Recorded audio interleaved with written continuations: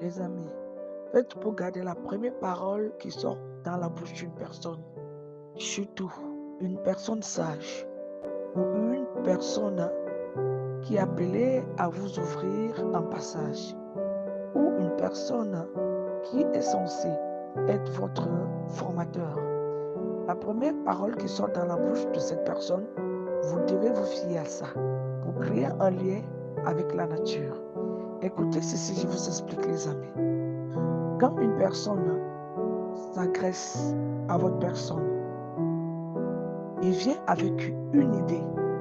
Et c'est cette idée qui reste au niveau de sa langue pour la déposer sur la nature et pour qu'elle puisse être transmise à votre oreille. Donc l'idée, elle est encore fraîche. Elle n'a pas besoin d'être définie. Elle n'a pas besoin d'être déformée.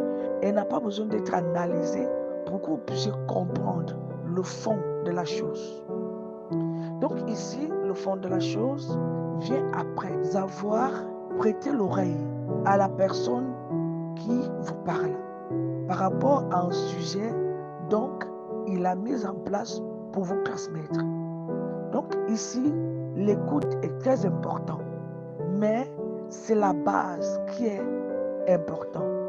L'introduction aussi est l'ami de celui qui a d'abord pris la première parole pour une écoute bien précise.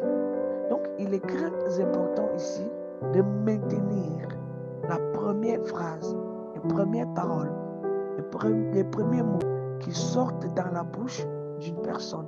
Surtout quand c'est un sage, quand c'est un savant, quand c'est un leader, quand c'est un formateur, quand c'est un proviseur. Donc, quand c'est un cadre, quand c'est une personne qui sort du cadre des choses inutiles, mais qui devient votre encadreur d'une manière ou d'une autre. L'essentiel, c'est qu'il puisse être une personne qui vous initie, qui vous guide vers quelque chose. Donc, il faut toujours prêter l'oreille à la première parole, au premier mot. C'est très très important de suivre le début de quelque chose et la fin du sujet. N'hésitez pas de nous suivre chaque jour pour plus de conseils pratiques qui vous aideront à coup sûr au quotidien. Merci.